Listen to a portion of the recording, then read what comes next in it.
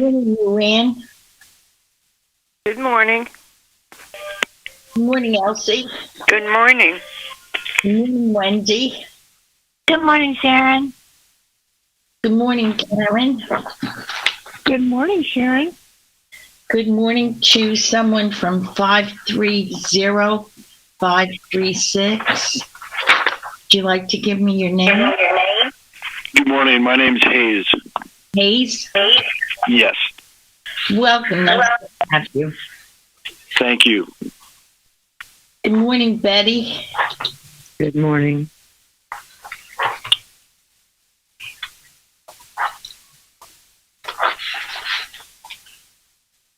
Good morning, Susan. Good morning.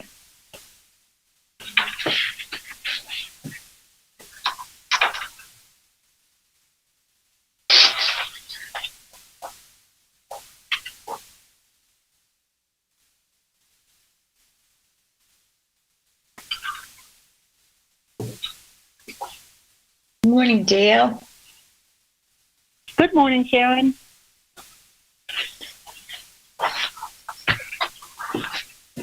That's pretty. Oh, thank you. That's That is tough. pretty. I love it. Thank you. Good morning, Florence. Good morning.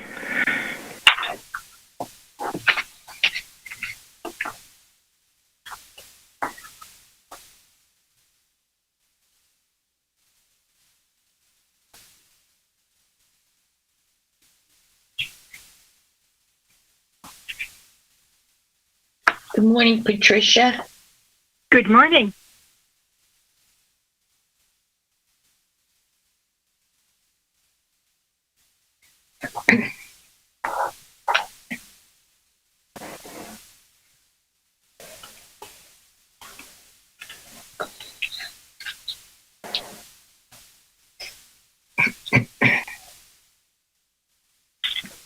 Carol.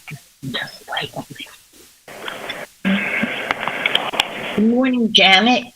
Hi, Sharon.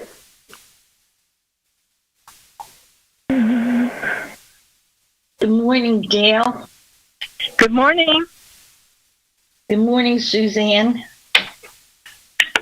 Good morning.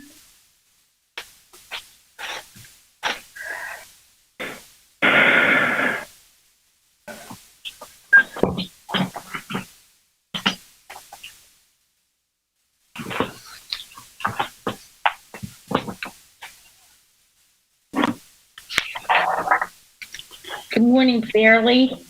Good morning.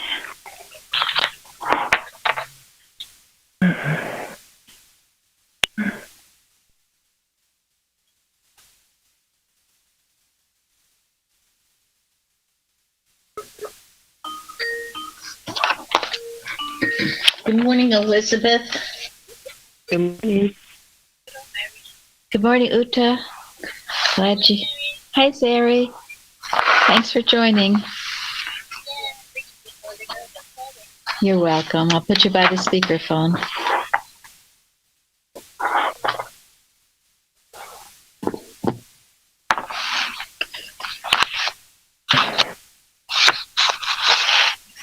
Good morning, Francis. Good morning.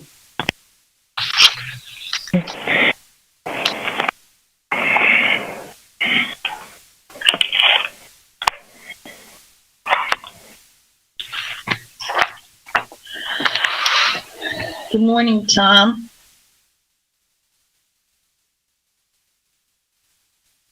Good morning. Good morning, Kara. Good morning. Good morning, Paul. Good morning.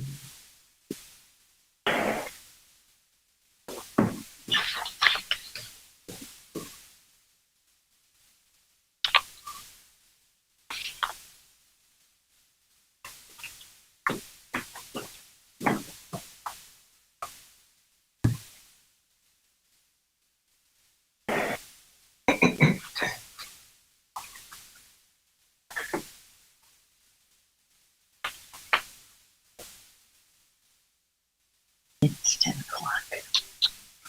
This call is being recorded. Hello, everyone. We welcome you to our Sunday morning roundtable discussion. Thank you for joining us today. Our subject is God, the Preserver of Man, and we are recording from the Plainfield Christian Science Church Independent, Plainfield, New Jersey, the United States of America. And we welcome you all. And we'll begin this morning with our morning prayer.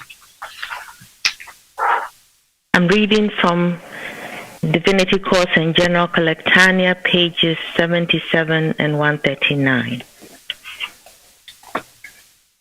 My health, strength, life, intelligence, action, etc.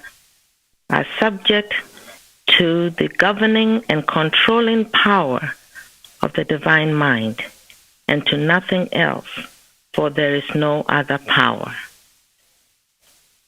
God is your refuge and strong deliverer.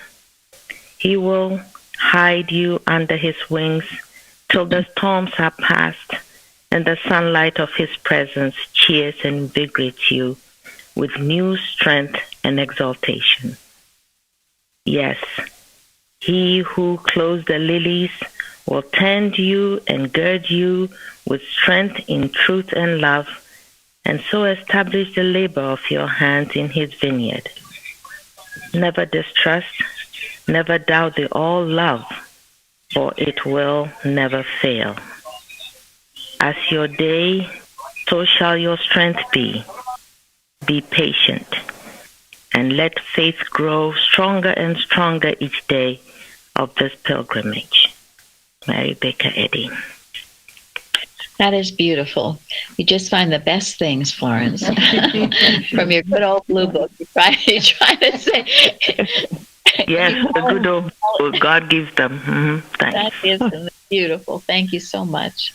And Karen, you too, with the beautiful watching points. Go ahead. No, thank you. Watch number 268. Watch when you have cranked your automobile engine to the point where it has started, that you quickly let go of the crank.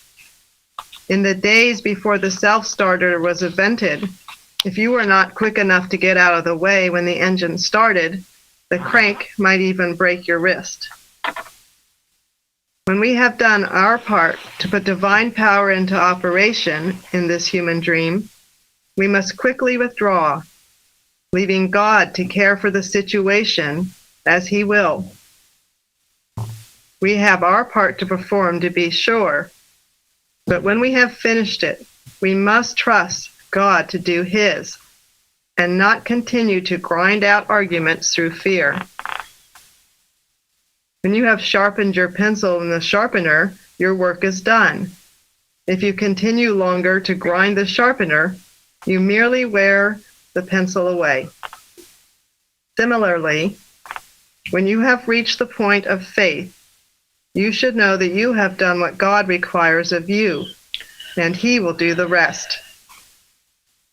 Mary Baker Eddy once said, quote, "We must talk more closely with God, bring him nearer us, more like the old style of praying. We must feel and know that God is what we live in, like the atmosphere or the sunlight. It is all about us. We must rest more in God." End quote. Thank you. Comments on that? Well, that last statement, we must feel and know that God is what we live in, like the atmosphere or the sunlight. It is all about us. And that, I thought about that all week. And that's when we can rest. When we feel that in these situations, that's when we know we've done our part.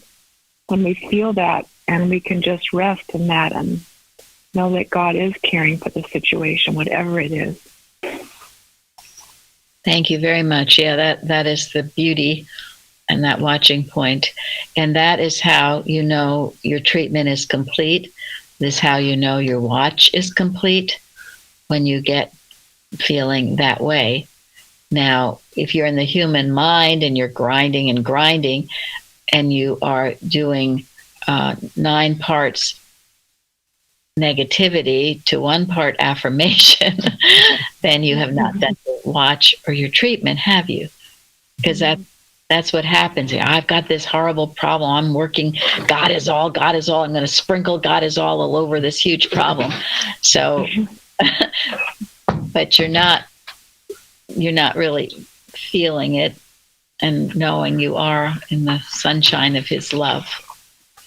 And that's where we need to be, to get and to stay. That is dwelling in the house of the Lord all the days of your life, beholding His beauty and inquiring in His temple. That's why I love that so much. Anybody else? Yeah, this is Dale A. I've been working on a physical problem now for years. I'd have to think a minute, about 6. And when I was focusing on the problem, I wasn't getting a healing. I guess it's because I've been persistent and I keep on doing the work. And what's happened lately is I said, I don't even care. Go ahead, be there. I'm going to go ahead and enjoy my life. And it's a transformation.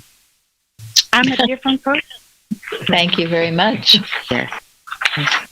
That's what that article, Slow Healing by Kate Buck, is about. She says, I don't care. That many times, but I just didn't get it.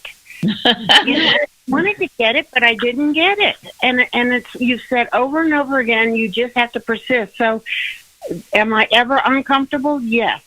I'm just not going to let it stop me. And then it'll eventually just dissolve, and I probably won't even notice it. That's exactly right. Somebody once said, gee, I didn't know that there was such a thing as a physical problem. Because it's not you. It's the illusion still. It's the illusion. It's a mortal mind talking to you, and you're having a conversation with it. And the more you talk, the more it seems to be. That's why absent from the body, present with the Lord. That's why having this work to do is so important. Get your thought off yourself. And it'll diminish. Let unselfishness, goodness, mercy, justice, love, the kingdom of heaven reign within us. And sin, disease, and death will diminish until they finally disappear. Science and health. Yeah. So that rest period might be long, but what do we do in that time? More faith in God, never doubting, never distrusting. That's It will right. not fail. It doesn't fail. Does not fail. No. And Mr. Zeddy tells us it lasts only as long as the tenacity of error. Right? And what's the tenacity of error? Well, it's our hanging on to it, not it hanging on to us. I think this is why Mrs. Zeddy has a whole chapter on prayer. Right? Yeah. Because, prayer does not change anything that God has made. But it does tend to put us into contact with the Almighty. That's why the Christian Science prayer is so different than most prayers where people are pleading with God, dear God, save me, help me. Christian Science is the prayer of affirmation and knowing it's already done. We just have to have the eyes to see it. And honestly, when you know you're going to go on for eternity, 6 years is a flash in the pan. I mean, I think of how long I struggled. It was much longer than 6 years. And you look back on it, and it's like, well, so what? It's over now, and seems just like a dream that's passed. Paul had his thorn in the flesh that he prayed about, but it didn't stop him from walking everywhere and doing all that work. Yes. Okay. Sometimes you can use this, if it's pain or whatever, you can just use it as a reminder that you're not in flesh, you're in spirit. Let it be a reminder to turn your thought to pages 390 to 393. Just use it that way. And if you use it that way, it will diminish until it finally disappears. I just read thing. Oh, sorry. Go ahead. No, I was just saying that and when you realize your life is to is not your own, your problems disappear because your life is God's. And I was in the hospital, and all of a sudden the thought came to me years ago, work for me. And from that day, and I said yes. And then from that day on, I started getting better and better until I was totally healed. And it was when I started changing my perspectives, my direction, and often that's what's necessary. Teachers. That's beautiful. Thank you. And the me that told you to work for me was God. Right? Yeah. God said, "Work for me." Mm-hmm. Yeah, this is it. This is what we talked about yesterday. Finding your purpose changes everything. I've helped many people in the hospital by just telling them that you've got God's work to do. Your time isn't over yet. Get out of that bed and accomplish your divine purpose. It works wonders. It truly does. And of course, the point to get to, which is what this watching point is all about, the point to get to is to recognize that there's no separation between you and God, between me and God, that I am God manifest. And how could I be anything other than what God is in reality? So get over all this false belief and then stop cranking. Oh, okay. Hang on, Zeri. We have to put you on speaker.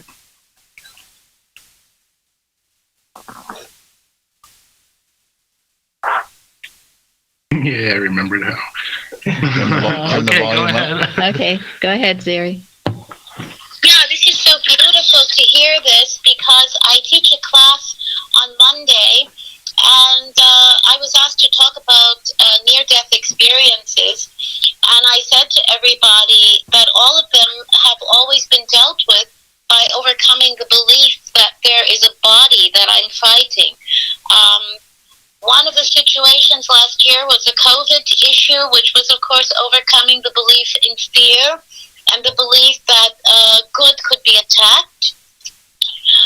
One was a situation of having been in a fire where 80% of my body was burned, and my grandmother came to the U.S. and talked me out of the belief in death and said, "You're just God's perfect child. I'm not going to take any of this."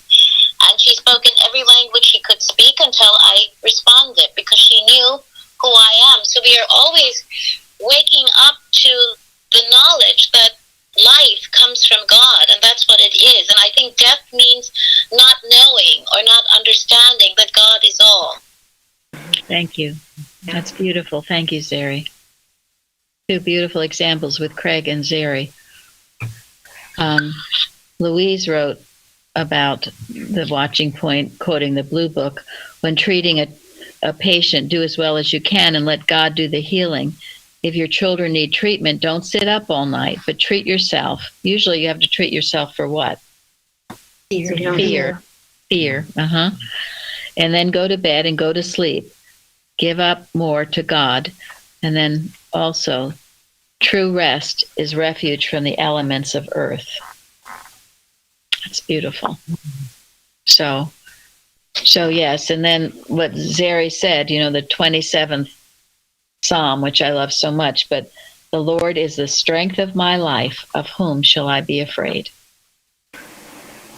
Every morning before you get out of bed, God is your life, and also God is your mind. But when you know God is your life, it's not in this physical body. God is your life. God has a purpose for you. All those things come flooding over you. Your day will be a wonderful day. But you have to know this, because the physical body is always saying, "Oh no, I claim you. You're mine. Your life is in me. Your life depends on your heart or your whatever." No. Nope, not happening.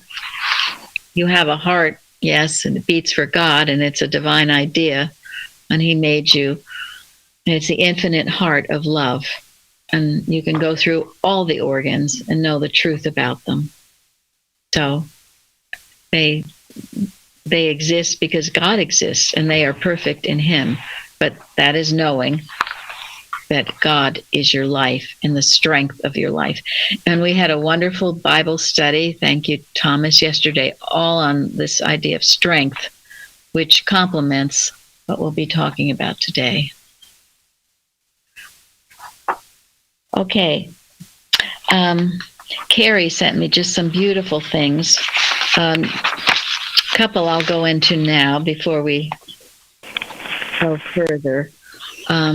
Just about God being the preserver of man. This one is part of a lecture from Paul Stark Seeley, The Safety Zone. If arrows are shot at a sunbeam, they never harm the sunbeam. If a blacksmith were to try to injure a sunbeam with a sledgehammer, he would find it impossible to do so. Thus it is with a right-minded, God-expressing man. The shafts of malice, envy, criticism, and hate do him no harm, for it is impossible for them to find lodgment. Arrows do not stick in sunbeams. Evil thoughts cannot lodge in a consciousness filled with good. The righteous man lives in a realm into which arrow shafts cannot enter. Evil shoots at its own. It cannot see God's own. This is why, and I really haven't been able to find who said it. I thought it was Martha Wilcox, but no one can malpractice on you unless you are a malpractitioner. If you are indulging in hate, resentment, if you've gone down to the level of the carnal mind, it will find you. But if you are living in the house of the Lord all the days of your life, it won't find you. It can't. It's impossible. And then Paul Stark Seeley goes on. As we stand in the safety zone on a busy street of a large city, we are safe. Though thousands of vehicles go rushing by, law has declared that traffic shall not trespass on the zone of safety. God has provided a place of safety for all his children. David called it the secret place of the Most High. This safe refuge is very near, even at the turn in our thinking. When we entertain the thoughts of the evil mind, we are in constant danger. When we entertain the thoughts of God, we are always safe. And isn't that true, that beautiful in Miscellany, what our leader says, where she says, you know, how can error enter your being when your thoughts, this is a paraphrase, but when your thoughts are full of the thoughts of God, right? They're total protection. If anybody can find that, they can read it to me. But it's beautiful what she says. And she says, and all those who your thoughts rest on are also blessed. So this is why, and always, but especially now with all this stuff that's going on, to know you're dwelling in the house of the Lord. So there's complete safety. It's your safety zone. I have it if you want me to read it. Okay, thank you, Karen. Beloved Christian Scientists, keep your mind so filled with truth and love that sin, disease, and death cannot enter them. It is plain that nothing can be added to the mind already full. There is no door through which evil can enter, and no space for evil to fill in a mind filled with goodness. Good thoughts are an impervious armor. Clad therewith, you are completely shielded from the attacks of error of every sort. And not only yourselves are safe, but all whom your thoughts rest upon are thereby benefited. Do you want me to read the next paragraph? No, that's enough. Perfect. That was what you, yeah. Thank you. Thank you very much. That is something, it's been made into plaques. I have one. Linda found one in our church and beautifully framed it for me. I have it in my bedroom to remind yourself always. And so much better, Florence and I were talking about this, to have preventative Christian Science than curative. Stay in the house of the Lord. Don't come out. That doesn't mean that you will bless others much more by staying in that house. you can go out and do great works, but always come back and always have it. It's something you take with you because the kingdom of God is within you, right? So you're never without it. Right. You can be in the world, just don't be of the world. Yes. And this time, this Christmas time that's here now, especially when all there's temptations to run around and do things only as God directs. And then yesterday we had this wonderful discussion on Clara Barton. And this is a quote that Carrie found from Florence Nightingale. Florence Nightingale said, "If I could give you information of my life, it would be to show how a woman of a very ordinary ability has been led by God in strange and unaccustomed paths to do in his service what he has done in her. And if I could tell you all, you would see how God has done all, and I nothing. I have worked hard, very hard, that is all, and I have never refused God anything." Oh, beautiful. Very beautiful. Beautiful. Yes. All these things that I'm reading today, I want in the Liberator, okay? I have to tell that to Carol because that in itself is a beautiful quote to take in and think about. So, and she was from a very wealthy family, and the one that had to marry and have children like everybody was doing at that time. Wow. I didn't know that. Yeah. So, But God has something better in mind for her. And thank God she listened. yes, she found her divine destiny, and this is what we are to do. Most of you, I would hope, have, and if you haven't, you can. Your divine destiny, what God would have you do. Your human destiny is you just plod along in the Adam dream, and it's a horrible time. So, and the lesson talks about, and this is how Florence Nightingale and Clara Barton were able to achieve these tremendous things, because it was God in them, Emmanuel, God with us. And the lesson talks about the law of love. God never punishes man for doing right, for honest labor, or for deeds of kindness, though they expose him to fatigue, cold, heat, contagion. You take this is your armor. All this stuff about contagion right now, no. You're doing God's work. It can't find you or touch you. It cannot find you. You are like that sunbeam. Can't get to you. And again, when the condition is present which you say induces disease, whether it be air, exercise, heredity, contagion, or accident, then perform your office as porter and shut out these unhealthy thoughts and fears. Exclude from mortal mind the offending errors. Then the body cannot suffer from them. It's important we prove this. We are living testimony to this truth. And people, the storm can rage without us, okay? Let it rage, but not with us. We're in God's home. And our job is what? To know the truth. Stay with God. Know God's almost. Thank you. Our job is to stay there. Is to stay there. I mean, it says here in citation 12, we apprehend life in divine science only as we live above corporeal sense and correct it. That's our job. When the wrong thoughts come to us, live above them and correct them. Dispose of them. And that is what our leader says, isn't it?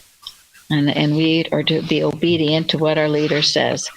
And I loved what Craig said. He was speaking about the spiritual demand quelling the material. And he said, each is capable of meeting the spiritual demand with Christian science because God and man coexist and are co-eternal and are one in quality. And then I love this. Only a momentary tear may appear before the loins again are filled with strength and the thoughts with love for God. Well, thank you, Craig.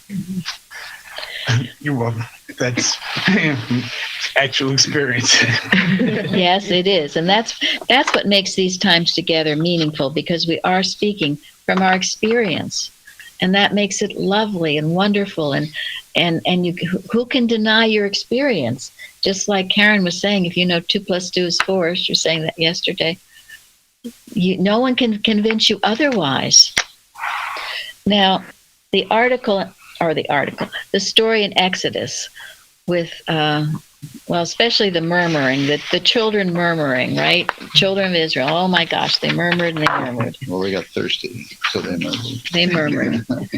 So this was a beautiful article that Carrie sent by an S.A. Price, which is something we all think about, but this is even deeper. And it's a quote, "He that receiveth a prophet in the name of a prophet shall receive a prophet's reward." Okay.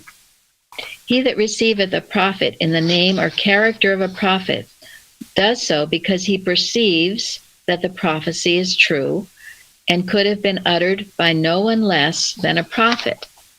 This perception is of itself spiritual or prophetic vision and entitles the possessor to a prophet's reward, the understanding in some degree of the truth revealed.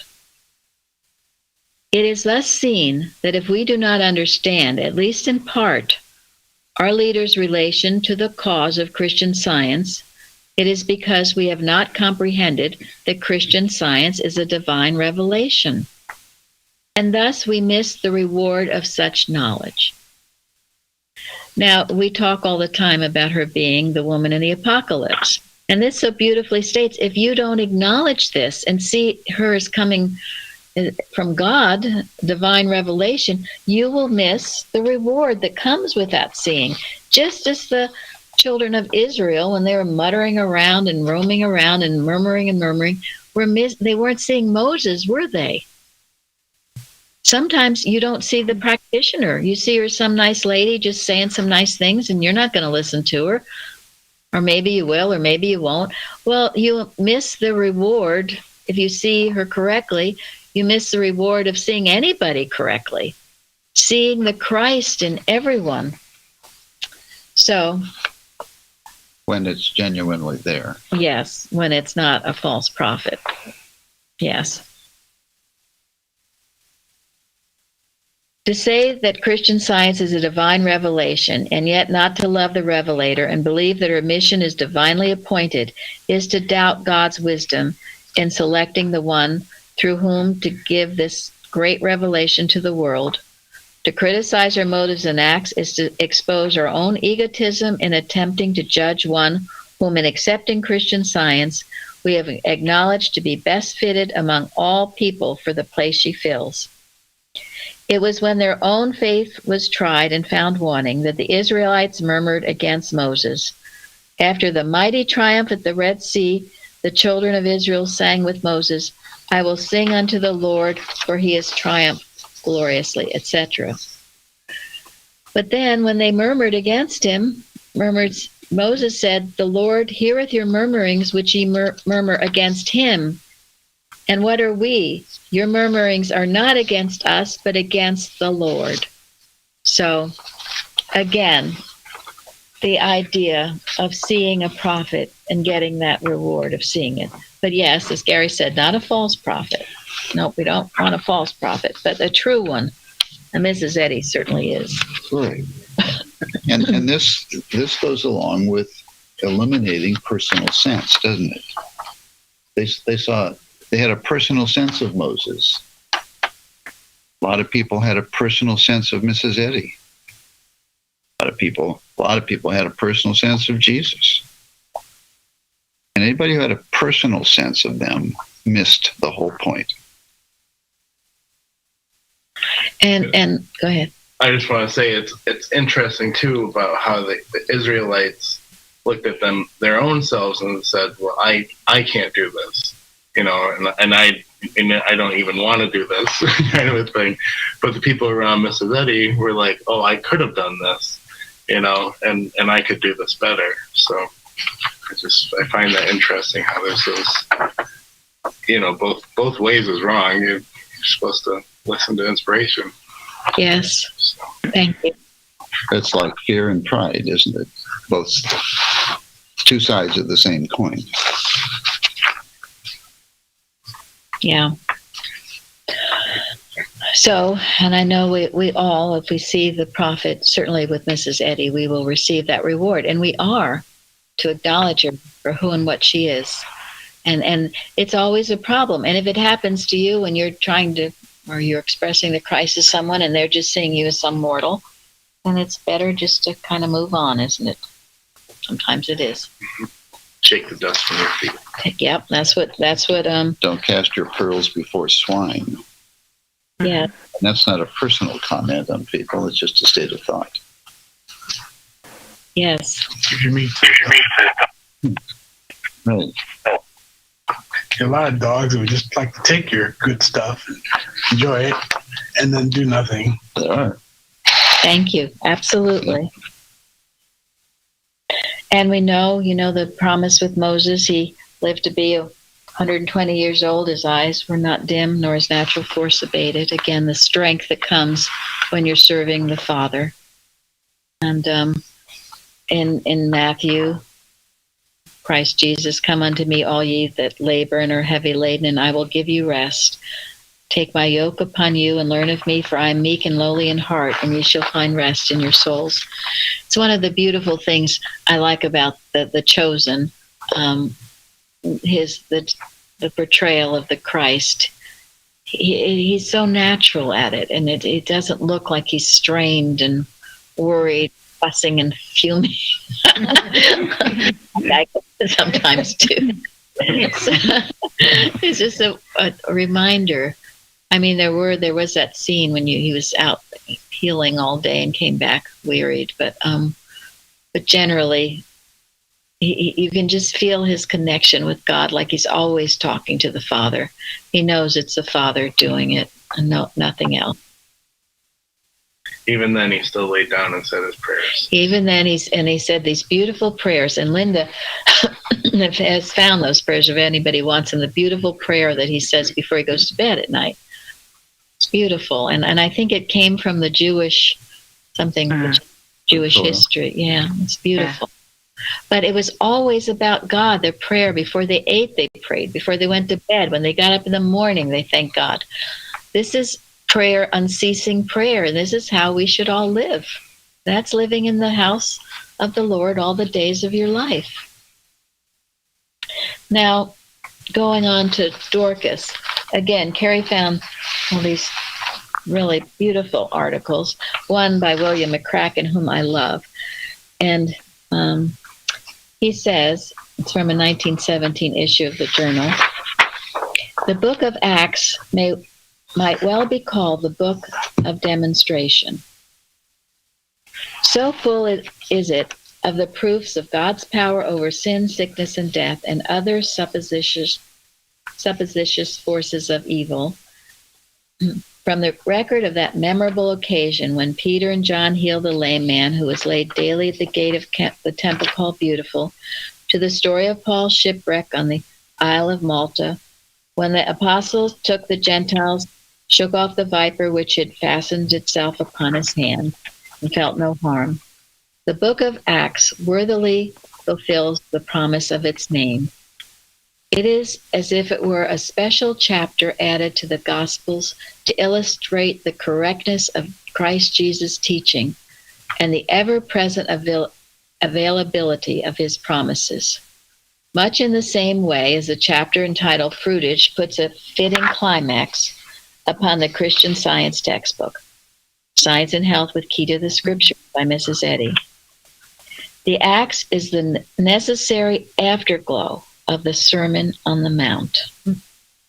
Isn't that beautiful? Yeah. And attends to it in the relationship of effect to cause. To the scientists, this book is therefore a constant exhortation to beware of mere theorizing and to keep on proving the practicability of God's law. The necessary afterglow of the Sermon on the Mount. It's the result of what the disciples, and again, in The Chosen, it shows the disciples were clueless at first. They weren't doing all this great stuff. They were following Jesus, wondering what the heck was going on. It took a while for them. Here they were seeing these incredible healings. And even they admitted it wasn't until they saw the resurrection till they began to get it. So, but they got it, thank goodness. And then it also says, facts is further of immediate interest to Christian scientists because it illustrates the first beginnings of church organizations and the difficulties besetting such beginnings. And then he goes, in the process of this expansion of early Christianity, it reached the very heart of the old world, Rome itself, and there meekly and devoutly established its preaching and practice. Works were never wanting among the early Christians. Demonstration and fruitage followed inevitably upon the doctrine. Only after the lapse of centuries, when popularity succeeded persecution, when a latter form of Christianity sought a convenient peace and stooped to please the carnal mind, did the acts cease, and the routine of ritualism displace the signs following. Very sobering words. And this is not what happened even within the Christian Science movement. And as I've said, I feel now that we are in the reign of Jezebel. That quote that Florence found years ago about when Christian Science healing seems almost impossible. She doesn't say impossible, but when this reign of materia medica and secularism and contagion and drugs is so prevalent, then what are we to do, Florence? Science and health is it. Only science and health. He said not the lectures will do it, not the churches will do it, not anything will do it. Science and health is the answer. And Yes. we have to give it to the world. That's what she said. Read it's in it. the Green Book. The Green Book. Now. Yep. So read it, you doing it, you loving it, you reading it, read it, listen to it. We were saying every afternoon I get into it, reading it, listening to it, looking up words. For I don't know how many times, as you heard, Jim Dybel has read it 74 times. So keep at this. Is the leaven of truth. And I really feel to a large degree it's why we have The Chosen.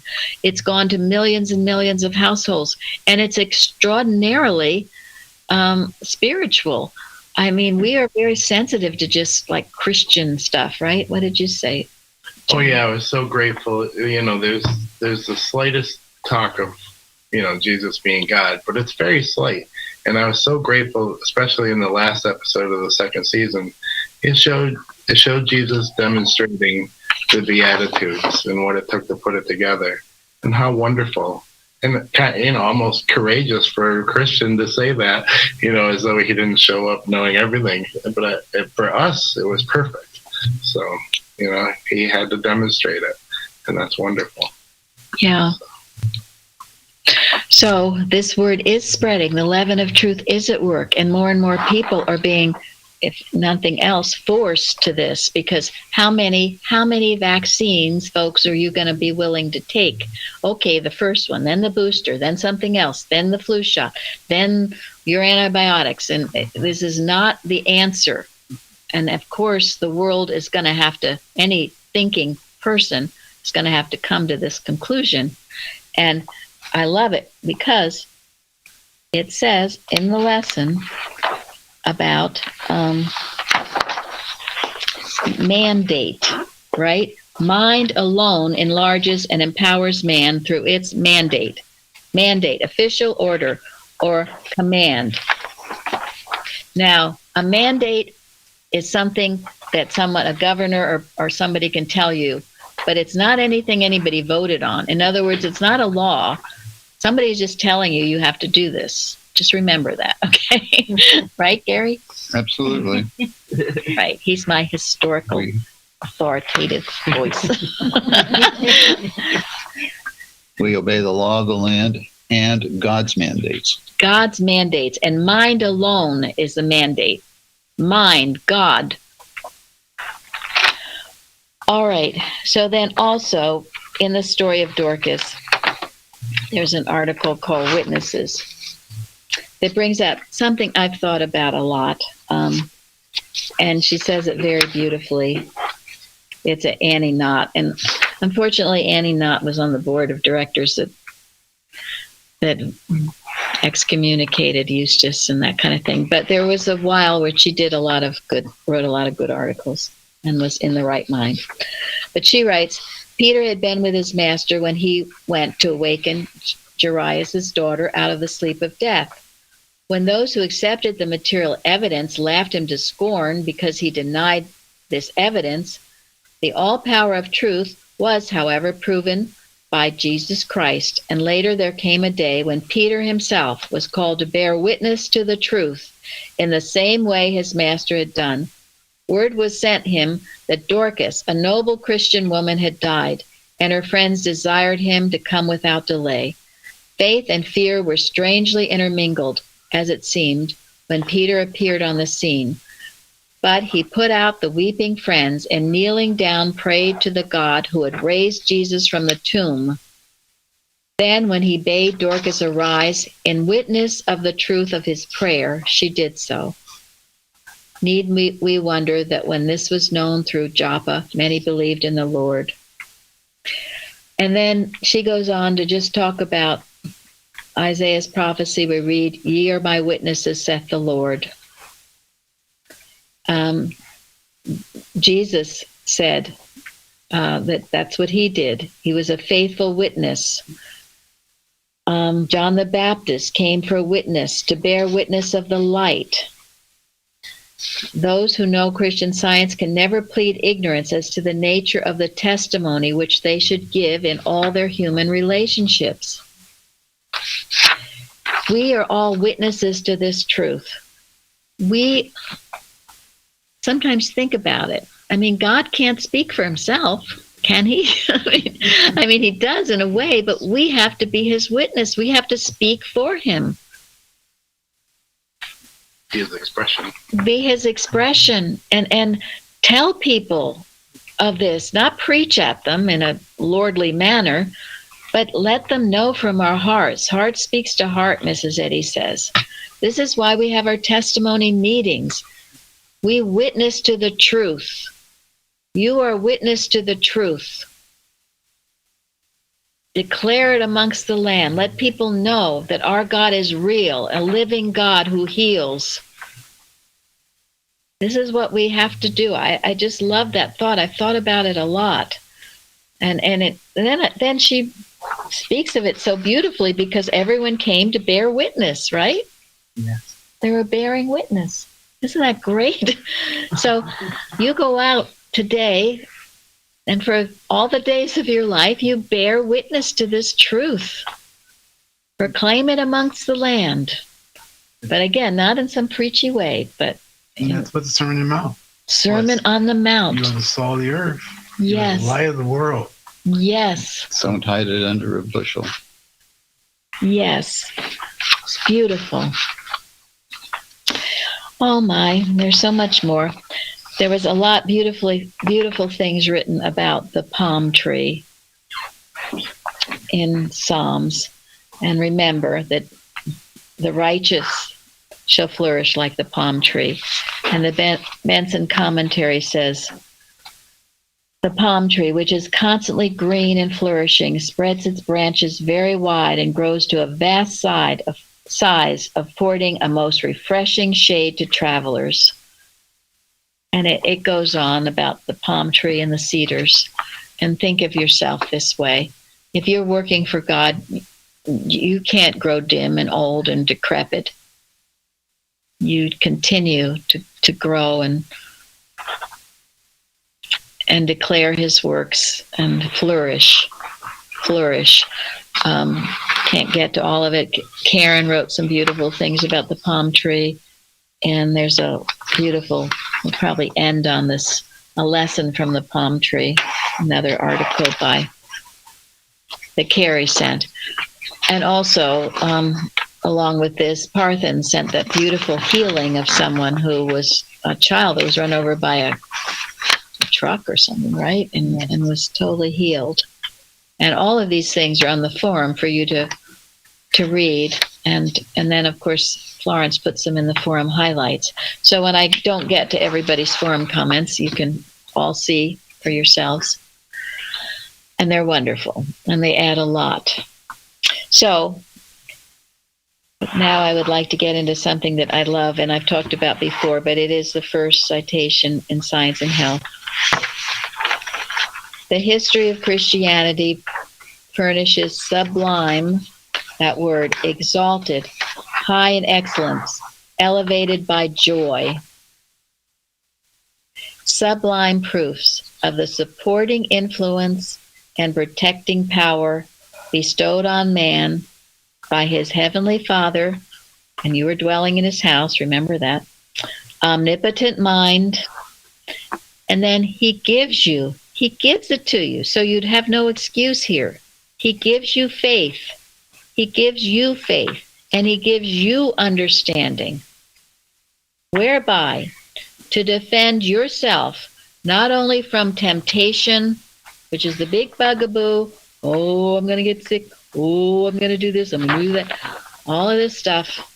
Temptation, it always comes as suggestion, temptation. But he gives you faith and understanding to defend yourself from temptation and bodily suffering. Bodily suffering, all this bodily suffering we seem to encounter. God is giving you all this. And we have sublime proofs of it, witnesses to it. And that word defend, we talked about it last week in the alertness to duty, where defending yourself daily against aggressive mental suggestion. Defend, to drive from, to thrust back, to forbid, to prohibit, to oppose, to resist, to secure against attacks, to deny accusations, to drive back a foe. And then, I've always loved, of course, we know the protecting power God gives us. Huge protecting power. But the one that got to me once a while ago was this, when I was living by myself, was the idea of a supporting influence. Who does not need a supporting influence? He is your supporting influence. And that word influence, it means flowing into, like inspiration. Influence denotes a power whose operation is invisible and known only by its effects. The power of truth operating on the mind. So when you think you're all by yourself and no one's there to help you, remember this. Then there's sublime proofs, which gives us exalted joy of this.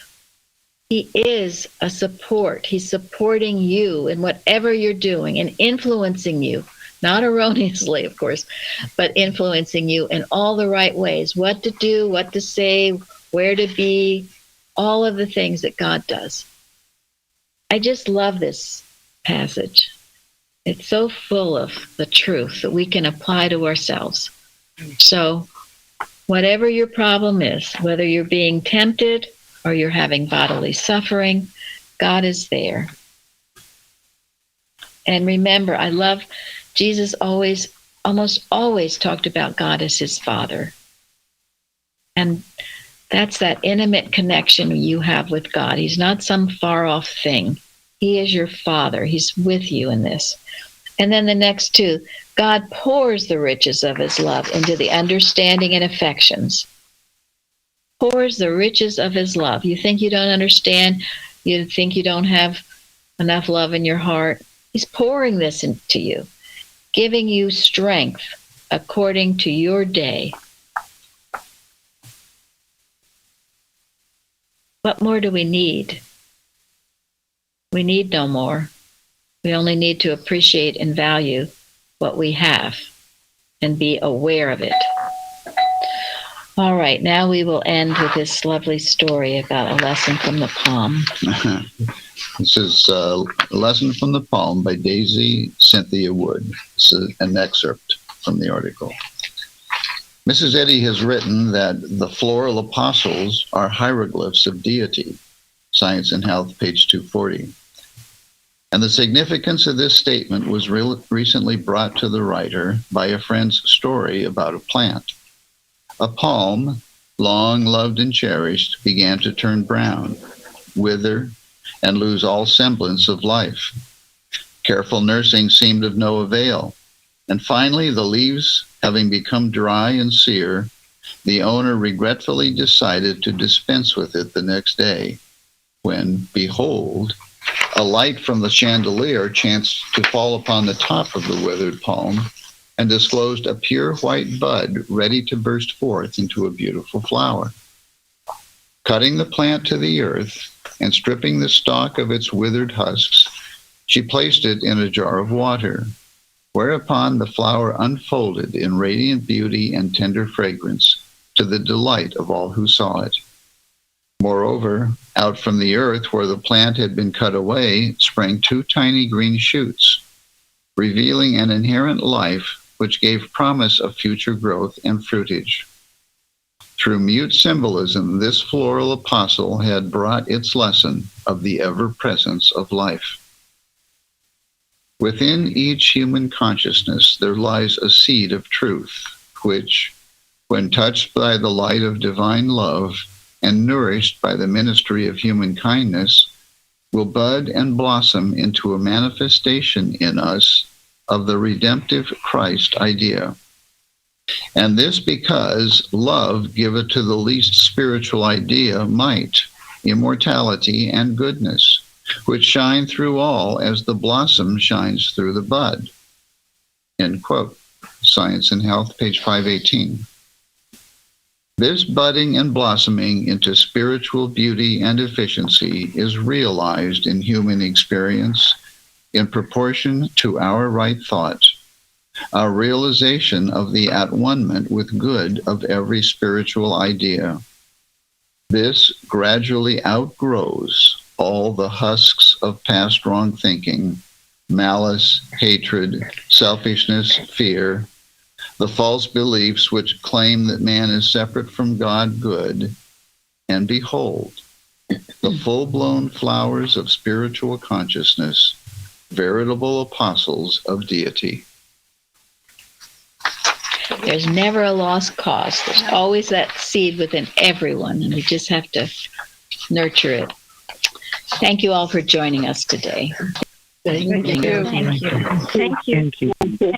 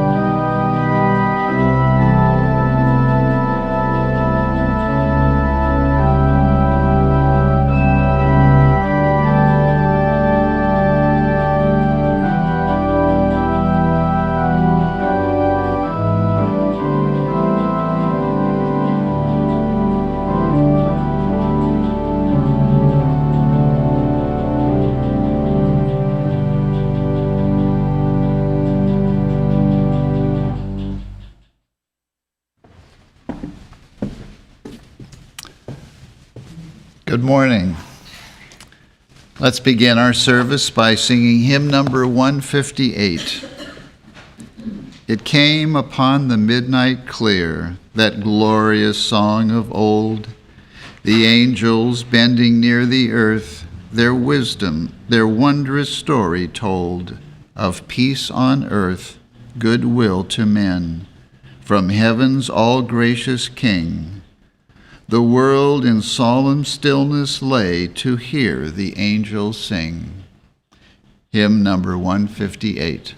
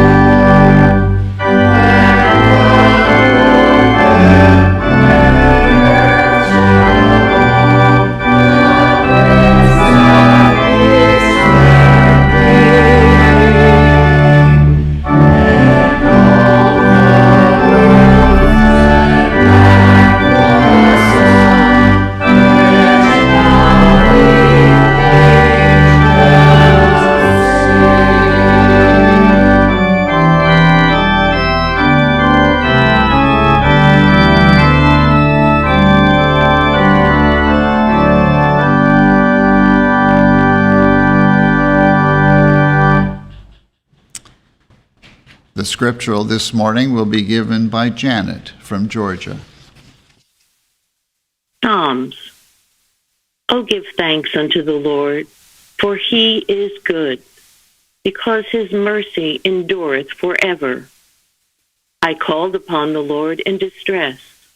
The Lord answered me and set me in a large place. The Lord is on my side. I will not fear. What can man do unto me? It is better to trust in the Lord than to put confidence in man. The Lord is my strength and song, and is become my salvation. Thou art my God, and I will praise thee. Thou art my God, I will exalt thee.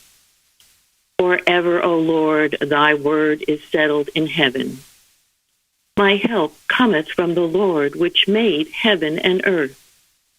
The Lord is thy keeper. The Lord is thy shade upon thy right hand. The Lord shall preserve thee from all evil. He shall preserve thy soul. The Lord shall preserve thy going out and thy coming in from this time forth and even forevermore.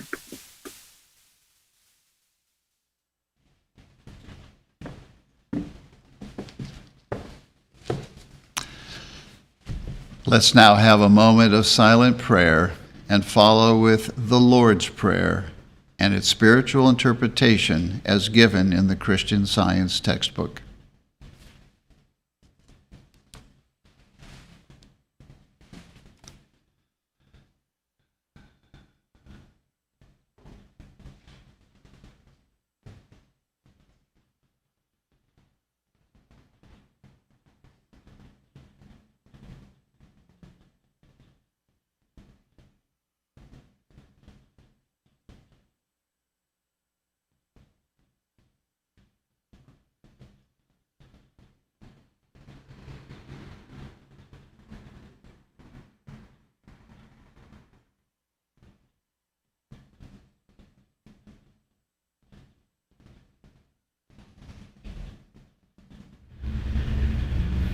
Our Father, which art in heaven. Our Father, Mother God, all harmonious. Hallowed be thy name. Adorable One. Thy kingdom come. Thy kingdom is come. Thou art ever present. Thy will be done in earth as it is in heaven. Enable us to know, as in heaven, so on earth, God is omnipotent, supreme. Give us this day our daily bread. Give us grace for today. Feed the famished affections. And forgive us our debts, as we forgive our debtors. And love is reflected in love. And lead us not into temptation, but deliver us from evil. And God leadeth us not into temptation, but delivereth us from sin, disease, and death. For thine is the kingdom, and the power, and the glory, forever. For God is infinite, all power, all life, truth, love, over all and all.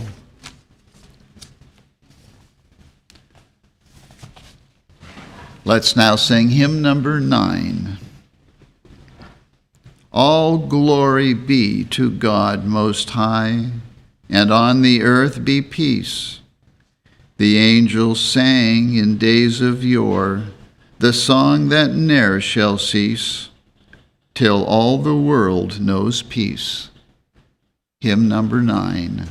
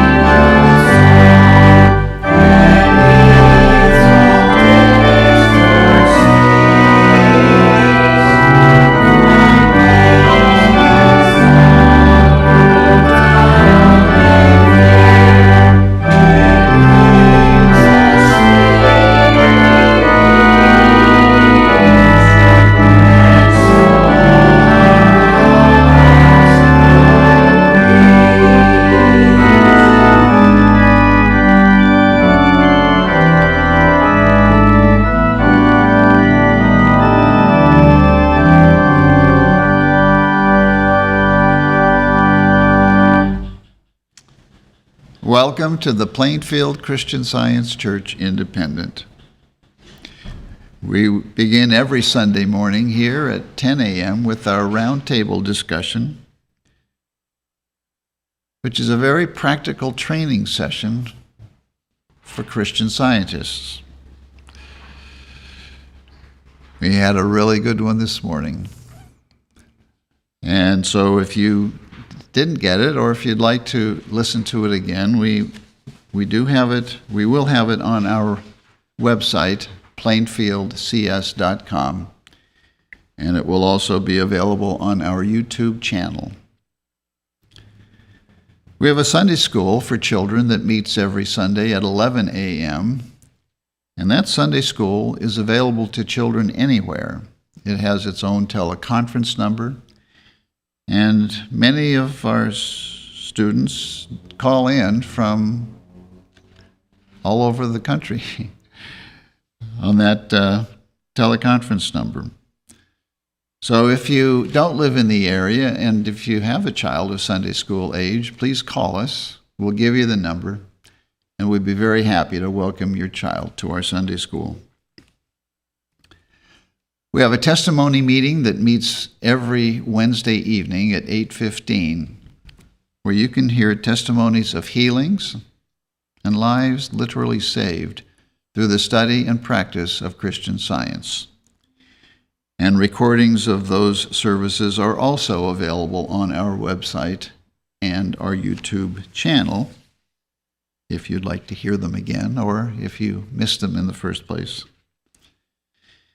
And we have a nursery for infants and toddlers that's available at all of our services. We had a really good Bible study yesterday, and that recording will also be available on our website and our YouTube channel. And we will have another Bible study in early January. So check the website for the study questions and look forward to joining us sometime in January for the next Bible study. And another reminder, the calendars for 2022 are still available. It's not too late to purchase some for Christmas gifts or whatever. The price is $15 for the first one and $12 for each additional calendars that get mailed to the same address at the same time.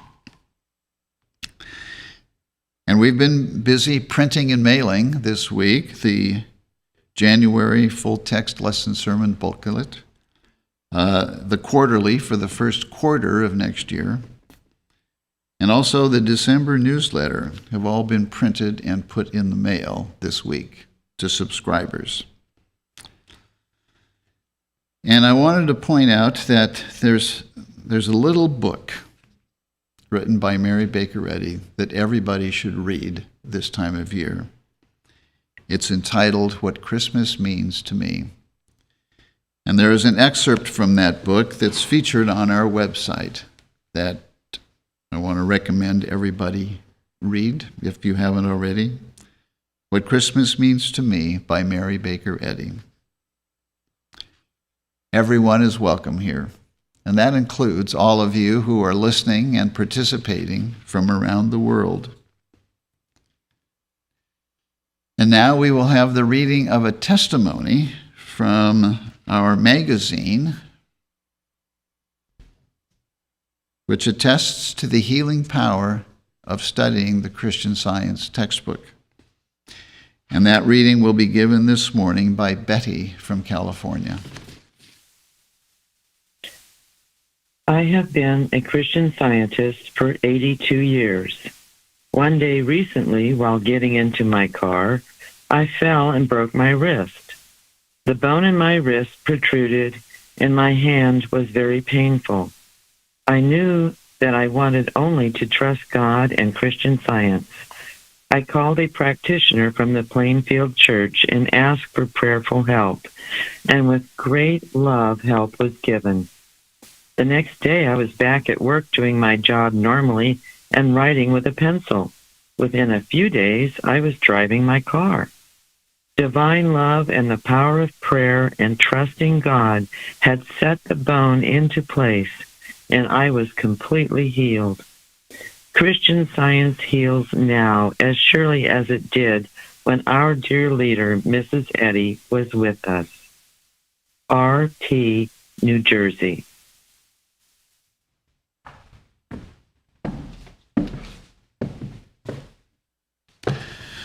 The lesson sermon for this morning can be found on page 24 of the Independent Christian Science Quarterly.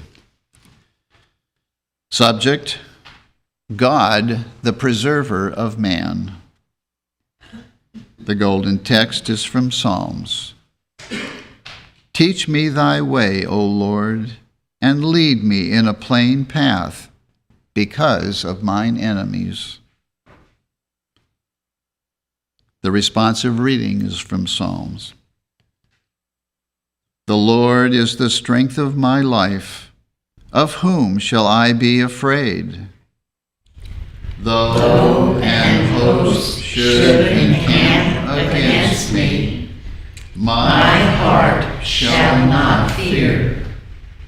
Though war should rise against me, in this will I be confident. One thing have I desired of the Lord, that will I seek after, that I may dwell in the house of the Lord all the days of my life, to behold the beauty of the Lord, and to inquire in his temple. For in the time of trouble he shall hide me in his pavilion. In the secret of his tabernacle shall he hide me. He shall set me up upon a rock. When thou saidst, Seek ye my face, my heart said unto thee, Thy face, Lord, will I seek.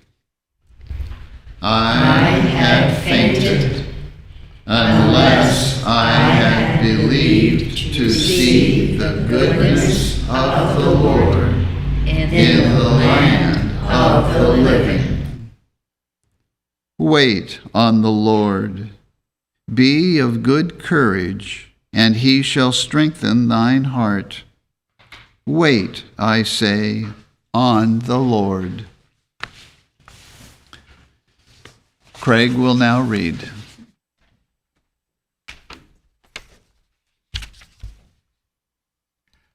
The Bible. Thy mercy, O Lord, is in the heavens, and thy faithfulness reacheth unto the clouds. Thy righteousness is like the great mountains. Thy judgments are a great deep. O Lord, thou preservest man and beast. Cast thy burden upon the Lord, and he shall sustain thee. He shall never suffer the righteous to be moved. Exodus. And all the congregation of the children of Israel journeyed to from the wilderness of Sin, after their journeys, according to the commandment of the Lord, and pitched in Rephidim, and there was no water for the people to drink. Wherefore the people did chide with Moses, and said, Give us water that we may drink. And Moses said unto them, Why chide with me? Wherefore do you tempt the Lord? And the people thirsted there for water. And the people murmured against Moses, and said, Wherefore is this that thou hast brought us up out of Egypt? To kill us, and our children, and our cattle with thirst? And Moses cried unto the Lord, saying, What shall I do unto this people? They be almost ready to stone me. And the Lord said unto Moses, Go on before the people, and take with thee of the elders of Israel, and thy rod, wherewith thou smotest the river. Take in thine hand and go. Behold, I will stand before thee there upon the rock in Horeb, and thou shalt smite the rock, and there shall come water out of it, that the people may drink. And Moses did so in the sight of the elders of Israel.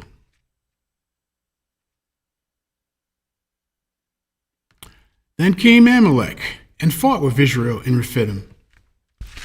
And Moses said unto Joshua, Choose us out men, and go out, fight with Amalek. Tomorrow I will stand on the top of the hill with the rod of God in mine hand. So Joshua did as Moses had said to him, and fought with Amalek. And Moses, Aaron, and Hur went up to the top of the hill. And it came to pass, when Moses had held up his hand, that Israel prevailed. And when he let down his hand, Amalek prevailed. But Moses' hands were heavy, and they took a stone and put it under him. And he sat thereon. And Aaron and Hur stayed up his hands, the one on the one side and the other on the other side. and his hands were steady until the going down of the sun. And Joshua discomfited Amalek and his people with the edge of the sword. Deuteronomy. And Moses was 120 years old when he died. His eye was not dim, nor his natural force abated. 2 Samuel. God is my strength and power. He maketh my way perfect. He maketh my feet like hinds' feet, and setteth me upon my high places. He teacheth my hands to war, so that a bow of steel is broken by mine arms. Thou hast enlarged my steps under me, so that my feet did not slip. For thou hast girded me with strength to battle. Therefore I will give thanks unto thee, O Lord, among the heathen, and I will sing praises unto thy name. Matthew. And Jesus went about all Galilee, teaching in their synagogues, and preaching the gospel of the kingdom, and healing all manner of sickness and all manner of disease among the people. And his fame went throughout all Syria, and they brought unto him all sick people that were taken with diverse diseases and torments, and those that were possessed with devils, and those which were lunatic, and those that had the palsy, and he healed them. And seeing the multitudes, he went up into a mountain, and when he was set, his disciples came unto him. And he opened his mouth and taught them, saying, Come unto me, all ye that labor and are heavy laden, and I will give you rest. Take my yoke upon you, and learn of me. For I am meek and lowly in heart, and ye shall find rest unto your souls. For my yoke is easy, and my burden is light.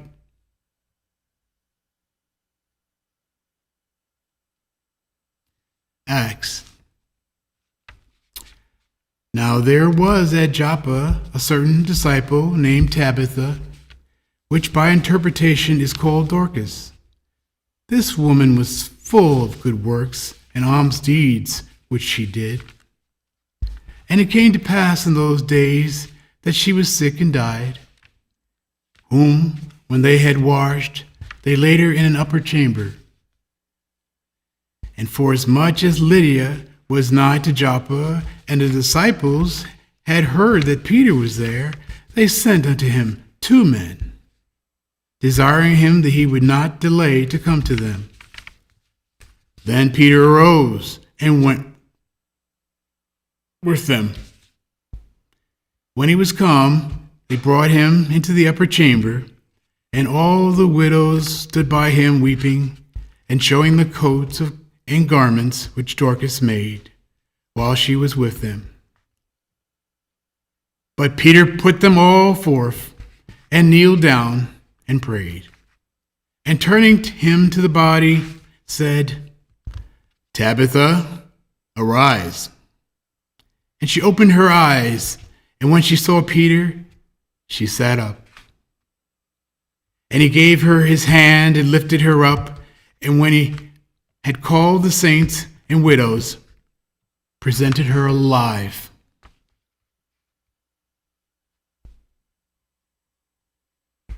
Psalms.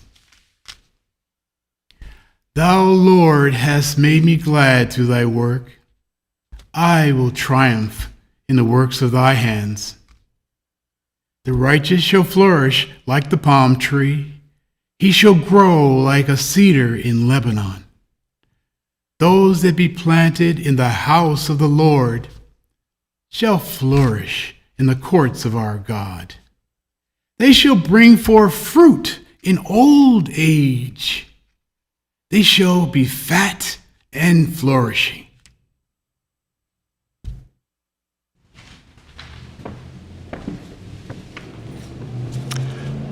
Amanda from Missouri will now read.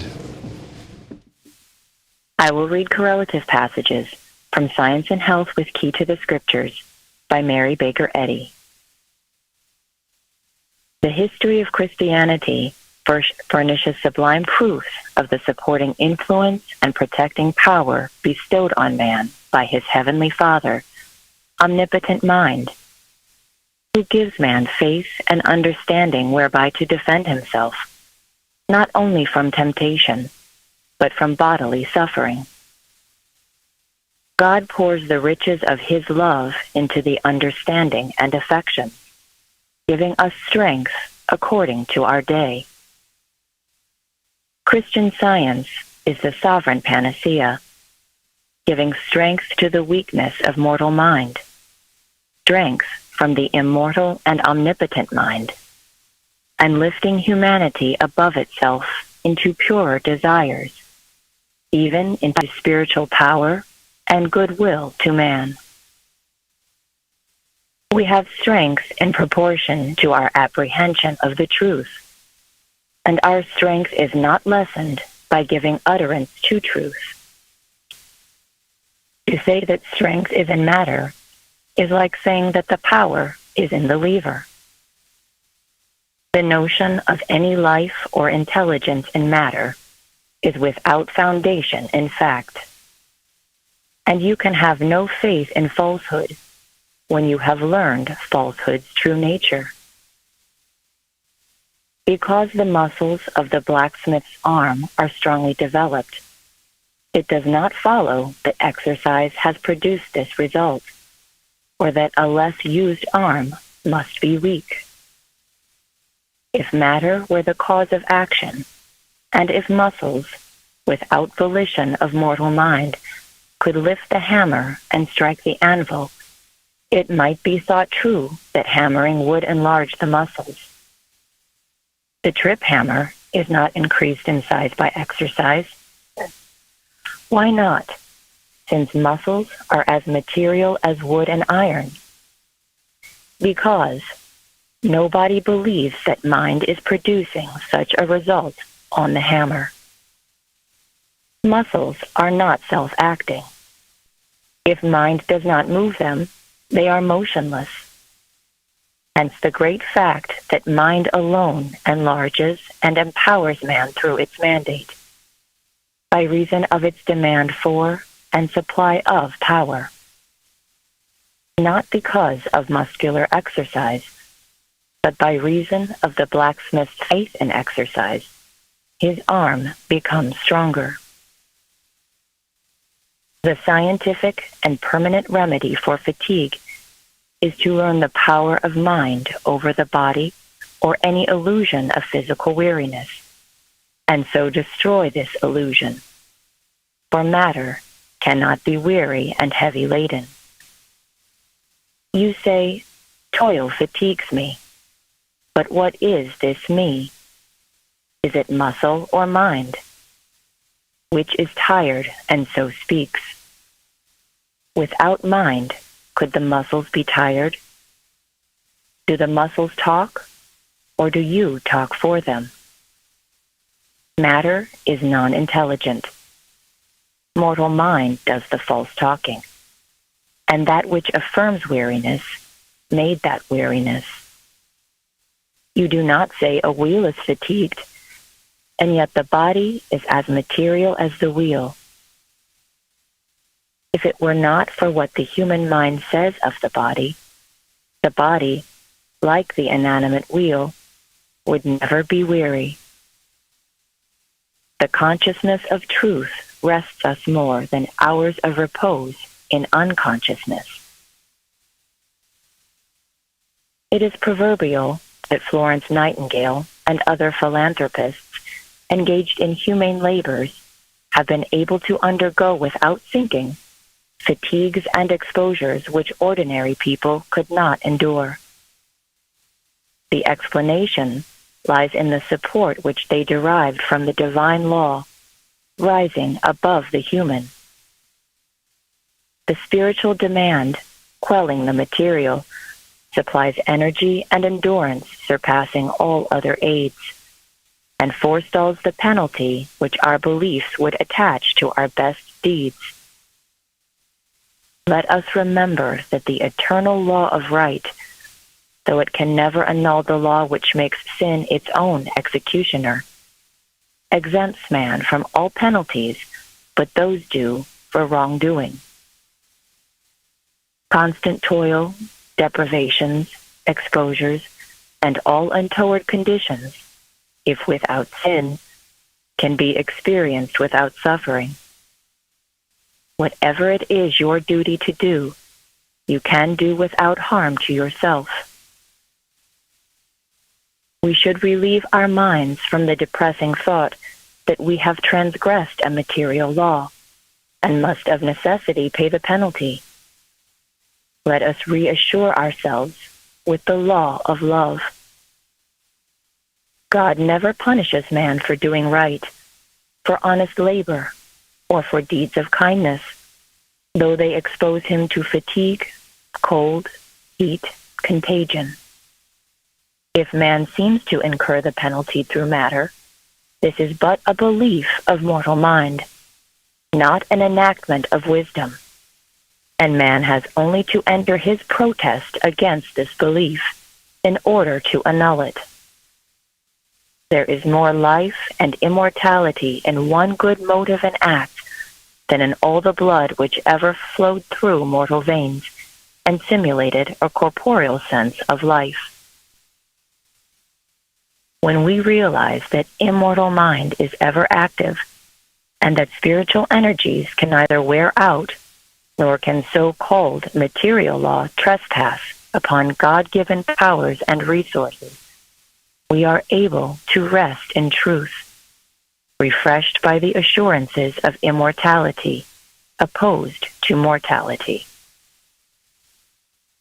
We apprehend life in divine science only as we live above corporeal sense and correct it. Our proportionate admission of the claims of good or of evil determines the harmony of our existence, our health, our longevity, our Christianity. When the condition is present which you say induces disease, whether it be air, exercise, heredity, contagion, or accident, then perform your office as porter and shut out these unhealthy thoughts and fears. Exclude from mortal mind the offending errors. Then the body cannot suffer from them. Mind is the master of the corporeal senses and can conquer sickness, sin, and death. Exercise this God-given authority. Take possession of your body and govern its feeling and action. Rise in the strength of spirit to resist all that is unlike good. God has made man capable of this, and nothing can vitiate the ability and power divinely bestowed on man.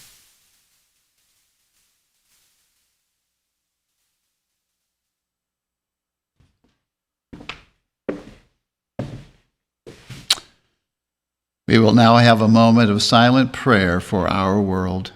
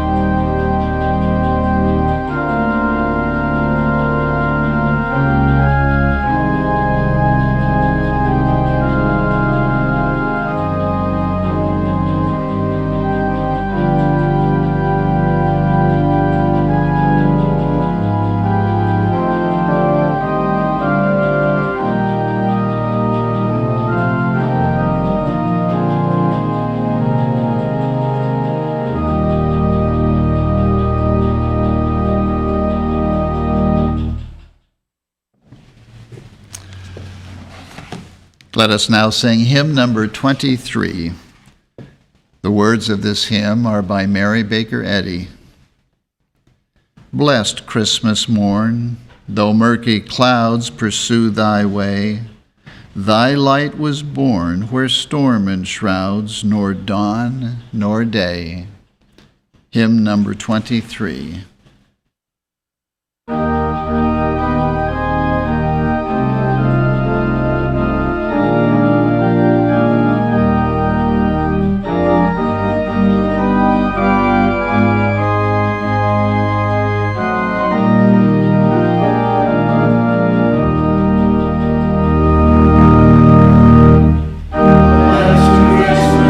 Christmas morn, the murky clouds pursue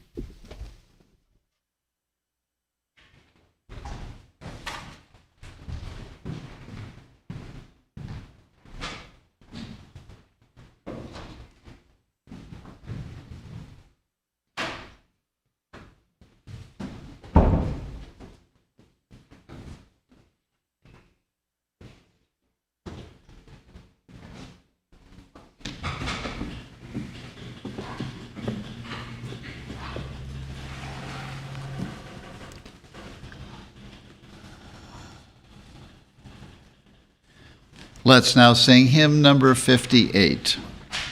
Father, we thy loving children lift our hearts in joy today, knowing well that thou wilt keep us ever in thy blessed way. Thou art love and thou art wisdom, thou art life and thou art all. In thy spirit, living, moving, we shall neither faint nor fall. Hymn number 58.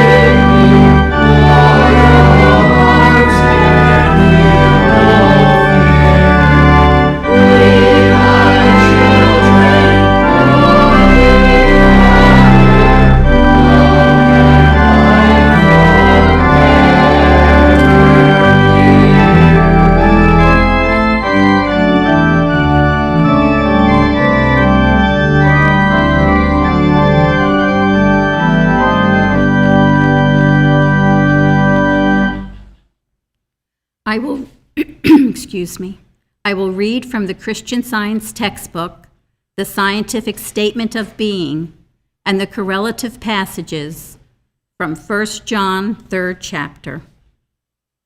There is no life, truth, intelligence, nor substance in matter.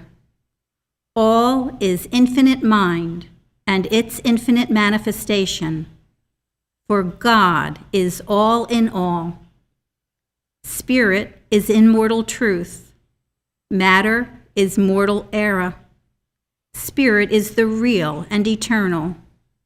Matter is the unreal and temporal. Spirit is God, and man is his image and likeness. Therefore, man is not material. He is spiritual. Behold, what manner of love the Father hath bestowed upon us, that we should be called the sons of God. Therefore the world knoweth us not, because it knew him not. Beloved, now are we the sons of God, and it doth not yet appear what we shall be, but we know that when he shall appear, we shall be like him, for we shall see him as he is. And every man that hath this hope in him purifieth himself, even as he is pure. The Lord shall preserve thee from all evil. He shall preserve thy soul. The Lord shall preserve thy going out and thy coming in, from this time forth and even forevermore. Amen.